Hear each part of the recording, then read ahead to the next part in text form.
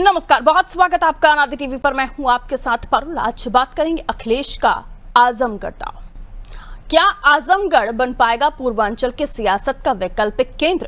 क्या अखिलेश यादव का नया आवास 2027 की तैयारी का स्थायी पता बन जाएगा? ये सवाल अखिलेश के नए गृह प्रवेश के साथ सुनाई देने लगे हैं। दरअसल उत्तर प्रदेश की राजनीति में एक नई हलचल है और उसका केंद्र बन गया है आजमगढ़। समाजवादी पार्टी के राष्ट्रीय अध्यक्ष अखिलेश यादव ने पूर्वांचल की मिट्टी से खुद को फिर से जोड़ने की पहल की है। अपने सैफई वाले पारंपरिक सियासी गढ़ से आगे बढ़ते हुए अब उन्होंने आजमगढ़ को चुना है, न सिर्फ घर बसाने के लिए बल्कि राजनीति को फिर से धार देने के लिए। पूर्वांचल वो इलाका है जो उत्तर प्रदेश की कुल 403 विधानसभा सीटों में से 117 सीटों पर असर डालता है, जहां योगी आदित्यनाथ का गढ़ गोरखपुर भी है। अब वहां सपा ने आजमगढ़ को जवाबी मोर्चा बनाने के लिए तैयारी की है। गृह प्रवेश एक रिवाज होता है, लेकिन जब कोई नेता ऐसे रणनीति बना दे तो उसे नजरअंदाज नहीं किया जा सकता।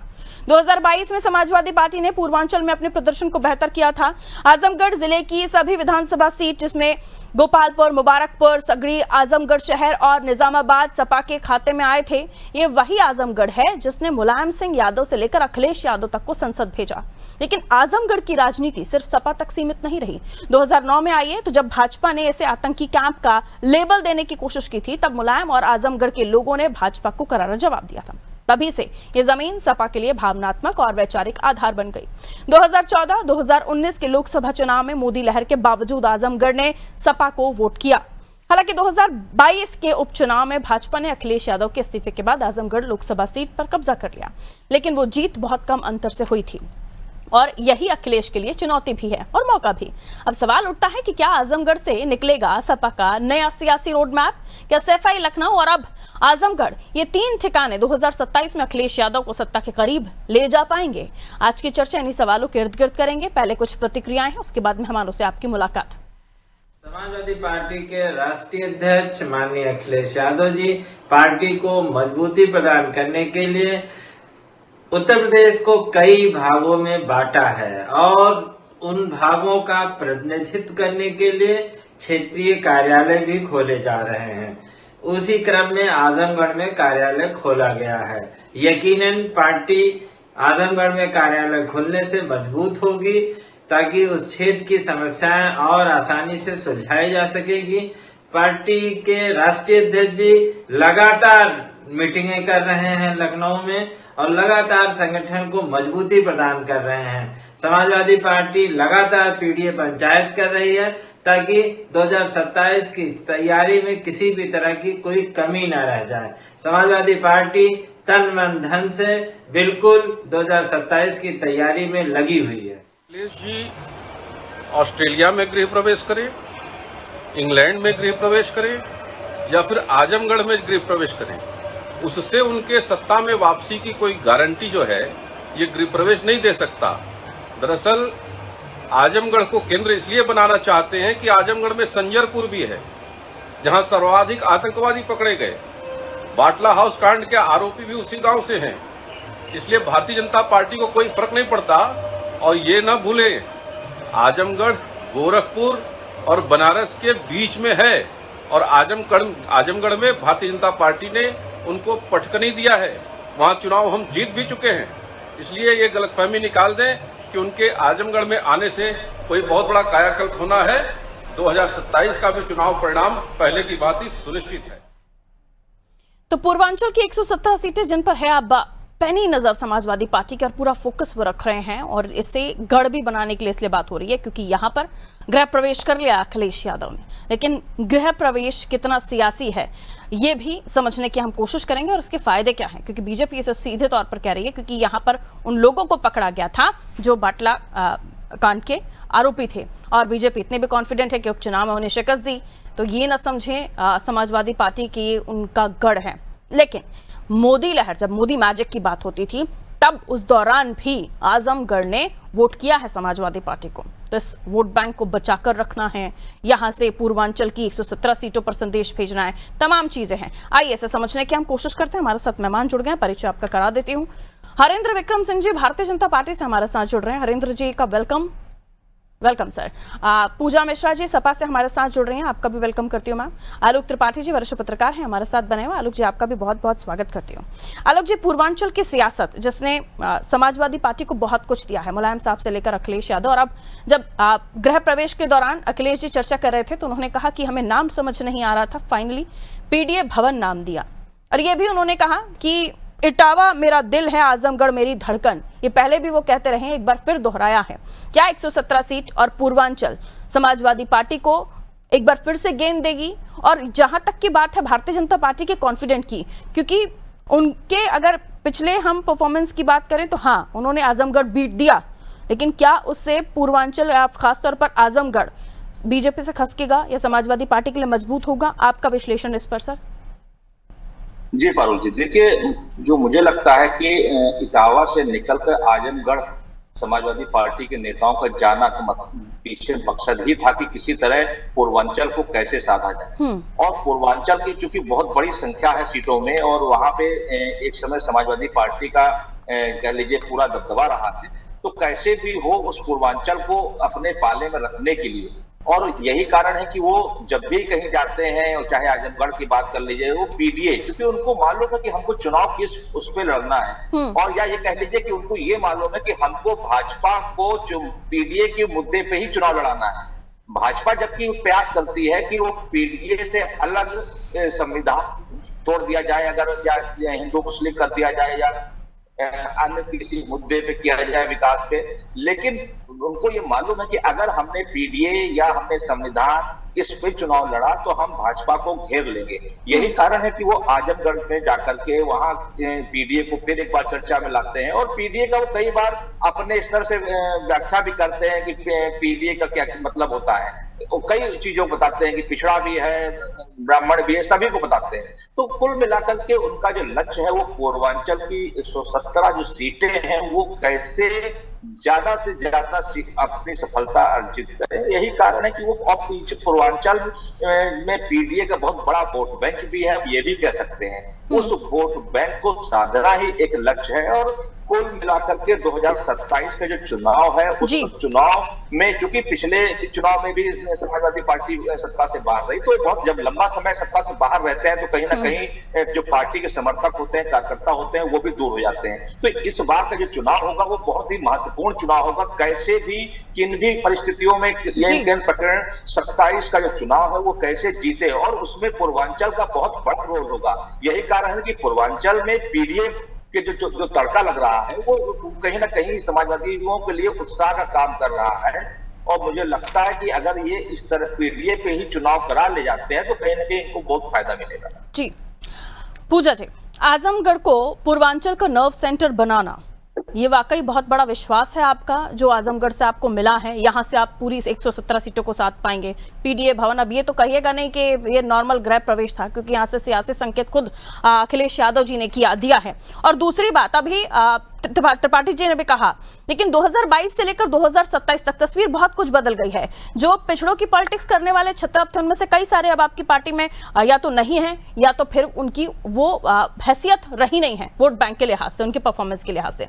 तो अब 117 सीटों का सपना, क्या वाकई इस पर इतनी मजबूती के साथ एक गृह प्रवेश के लिहाज से बड़ा संदेश दे पा रहे हैं आप? यहाँ से कुछ और भी प्लान है?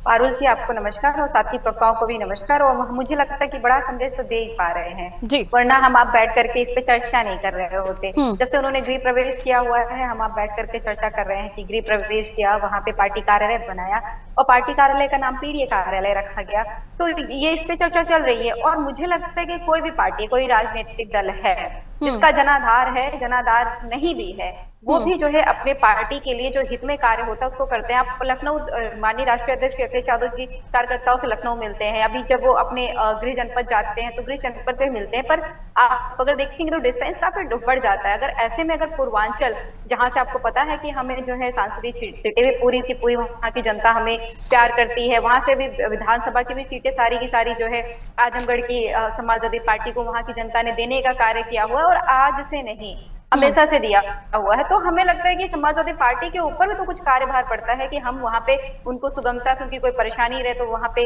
रीच आउट कर सके, उनको लखनऊ तक का सफर जो है उस तरीके से ना करना पड़े। और मुझे लगता है कि आगे चल करके समाजवादी पार्टी और भी जिलों में इस तरीके के जो है पार्टी कार्यालय खोलने के कार्य और भी अच्छे तरीके से करेगी।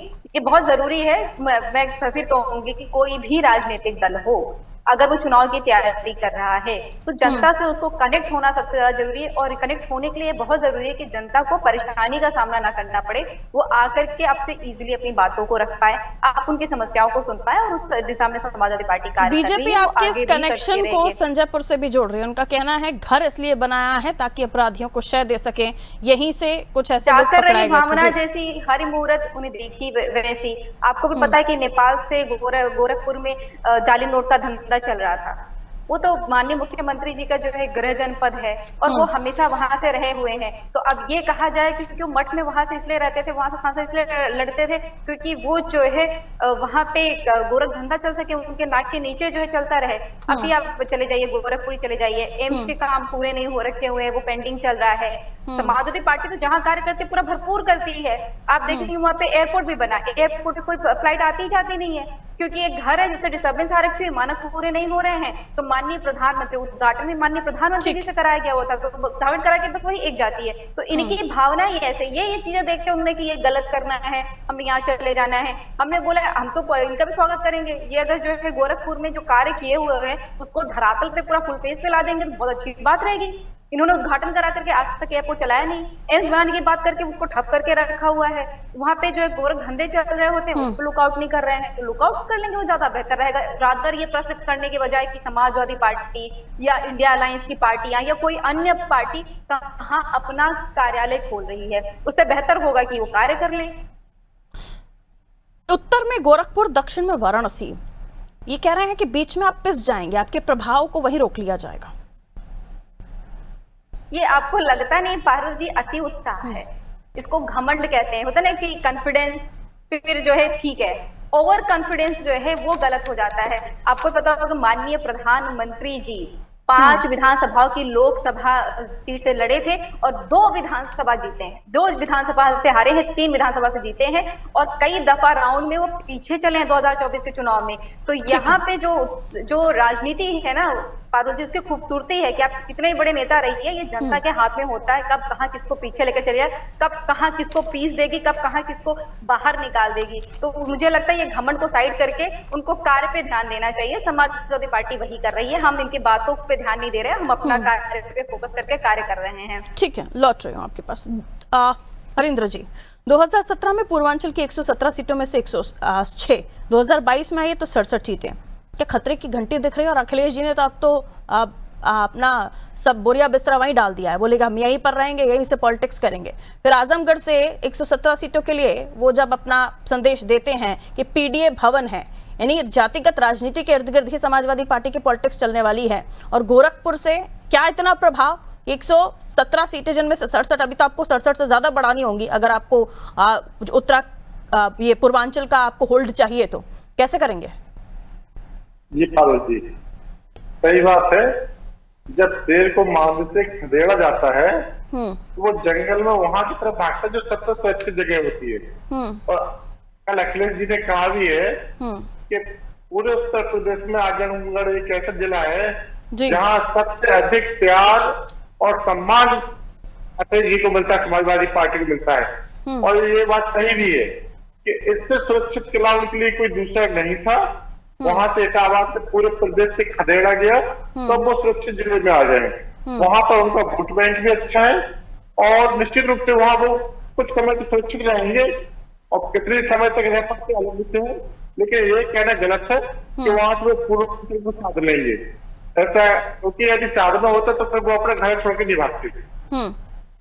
जी, तो आपका ये कहना है कि उन्हें अपना सेफ घर चाहिए था, वो जगह चाहिए थी जहां पर कोई खतरा नहीं हो, इसलिए उन्होंने आजमगढ़ को चुना। बिल्कुल सही बात है, आजमगढ़ उन्होंने इसलिए चुना है कि वो सबसे सेफ है। आप देख लीजिए, इतना सेफ है उनके लिए कि यानी समाजवादी पार्टी जिला से लेकर लोकसभा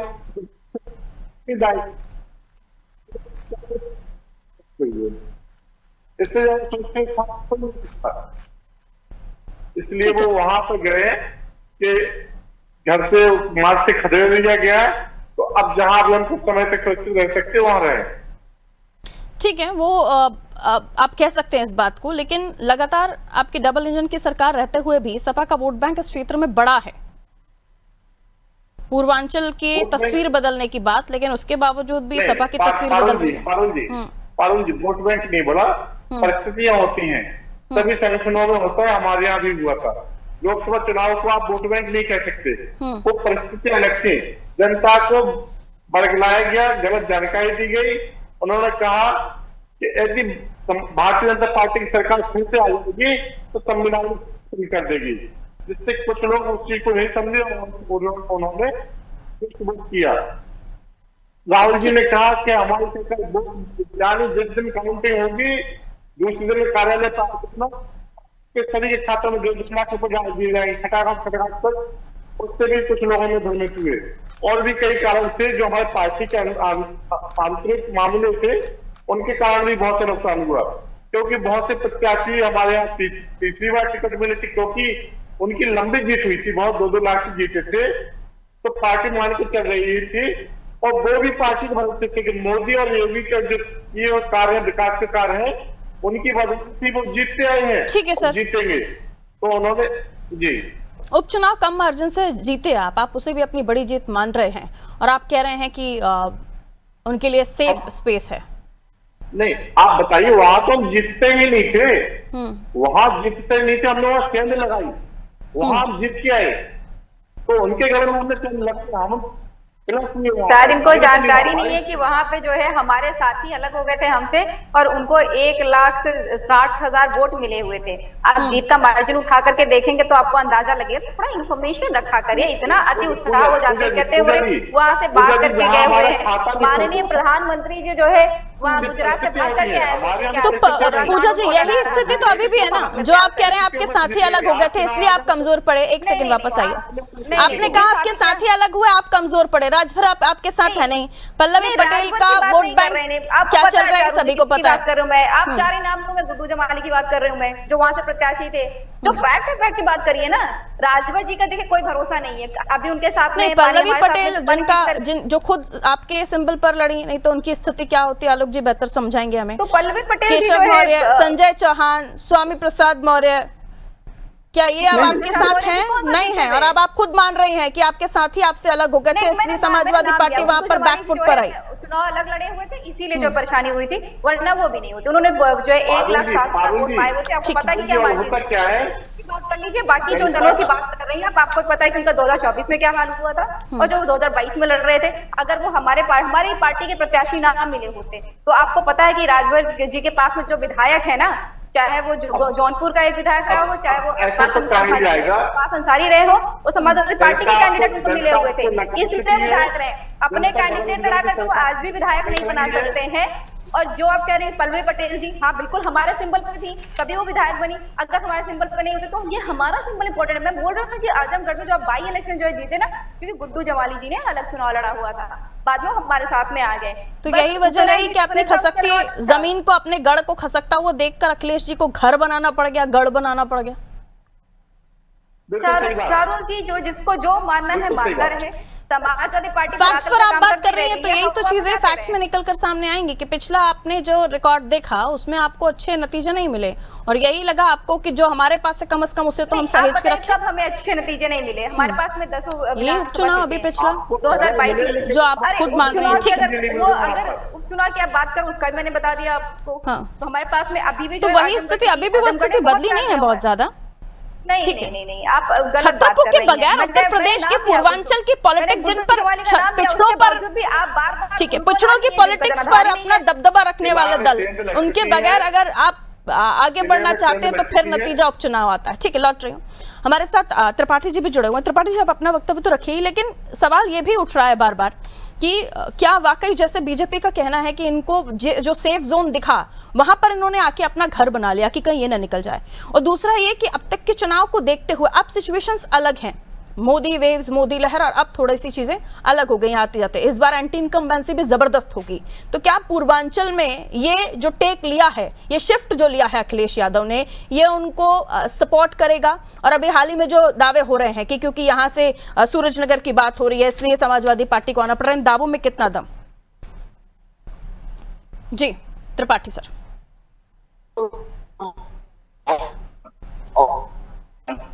त्रिपाठी सर, आप शायद नेटवर्क इशू आ रहा है, नेटवर्क इशू आ रहा है। मैं फिर से कनेक्ट करवाती हूँ, प्लीज त्रिपाठी सर को फिर से कनेक्ट कीजिए, तो फोन लाइन पे हम कनेक्ट कर लेंगे। भारतीय जनता पार्टी को लेकर ये बार बार कहा जाता है सर, आपने कहा इधर गोरखपुर उधर वाराणसी, लेकिन उसके बावजूद में कहते हैं ना कि सैंडविच तभी अच्छा लगता है जब बीच की जो फिलिंग है वो स्वादिष्ट हो। तो ऐसा तो नहीं होने वाला है कहीं कि फिलिंग बहुत ज्यादा अगर प्रभावी हो गई तो बाकी चीजों का क्या होगा?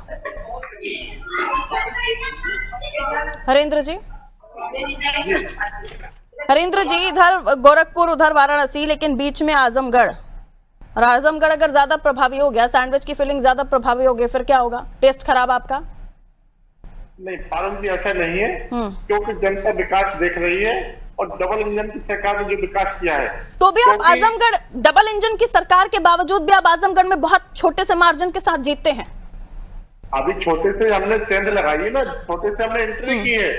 अब हमने अपना काम दिखाएंगे, विकास दिखाएंगे, आने वाले समय में अन्य सीटों को भी हम जीतेंगे, क्योंकि हमारे पास एक विजन है। भारतीय जनता पार्टी की सरकार जहाँ रहती है वो एक विजन के लिए काम करती है, बाकी पार्टी चुनाव के लिए जातियों को लड़ा के या लूट डकैती लड़ा के इस तरह से अपने वोट को मजबूत करती है। लेकिन भारतीय जनता पार्टी विजन के लिए काम करती है, और भारतीय जनता पार्टी का विजन है 2025 तो पूरे दक्षिण भारत के लिए काम करती है, विकास में कहीं कोई चूक ना हो। हर क्षेत्र में विकास हो रहा है, और इतना विकास हो रहा है जनता जी सब देख रही है। फिर मैं एक समाचार दिखा था, वहां के कई गांव ऐसे थे जहाँ के लोग यादव होने के बाद नेटवर्क का शायद बहुत ज्यादा दिक्कत आ रहा है मुझे लगता है, क्योंकि सीजन भी ऐसा है। आलोक जी, ये जो शिफ्ट हुआ है आजमगढ़ की तरफ, पूर्वांचल प्राइड पॉलिटिक्स से देखें जिस तरह से बीजेपी के लिए अयोध्या और काशी है, लेकिन फिर आइए तो अब पीडीए हो गई है पॉलिटिक्स। पहले एमवाई थी, मुलायम साहब के समय भी जब जीत हुई, अखिलेश जी की भी जीत हुई, और जैसे पीडीए की तरफ, सॉफ्ट हिंदुत्व की तरफ शिफ्ट होते होते गए तो कुछ चीजें नुकसान भी समाजवादी पार्टी ने देखा है। ये उस नुकसान की भरपाई कर पाएगा कि मैं आपके बीच रह रहा हूं, मैंने अपना घर बना लिया है, पीडीए भवन बना दिया है, ये भरपाई कर पाएगा उन सब चीजों की? उबार पाएगा समाजवादी पार्टी को? देखिए, एक समय आजमगढ़ समाजवादियों का गढ़ रहा, लेकिन बीच में भाजपा ने उस पर किसी तरह से कब्जा किया, तो कहीं ना कहीं ये जो टीस थी वो समाजवादी पार्टी के नेताओं के बीच थी। दूसरी चीज क्या है कि गोरखपुर योगी आदित्यनाथ जी का पूरा गढ़, उसके बाद गुजरात से मोदी जी का बनारस आना, ये दो बड़े नेताओं ने पूरे पूर्वांचल को अपने उसमें कब्जा कर लिया था। तो कहीं ना कहीं समाजवादियों को लग रहा था कि पूर्वांचल की 117 सीटों पे ये दो बड़े नेता वहां पूरा कब्जा किए हुए हैं।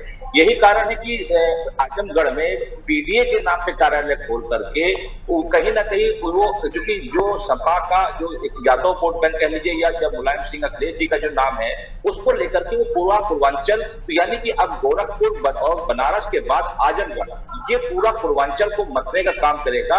अब उसमें पूर्वांचल आजमगढ़ के साथ कितना निकलेगा या गोरखपुर के साथ कितना जी, ये बड़ा महत्वपूर्ण होगा। और साथ ही पीडीए का जो पूर्वांचल बिल्कुल मतदाता है, उन मतदाताओं के बीच में लखनऊ से या इटावा से बैठ करके राजनीति करना इतना आसान नहीं था, क्योंकि बनारस में मोदी जी का आना उसके बाद पूरे वहां माहौल बदल देता था। तो कहीं ना कहीं आजमगढ़ से जाने के बाद वो चीज बदलेगी, और ये बात अखिलेश जी को समझ में आ गई, इसीलिए उन्होंने पूरे यूपी में आजमगढ़ को ही क्यों पहला अपनी पैठ मजबूत करने की कोशिश की। बिल्कुल, अखिलेश जी की बड़ी रणनीति है आजमगढ़ पहुंच करके पीडीए कार्यालय खोलने।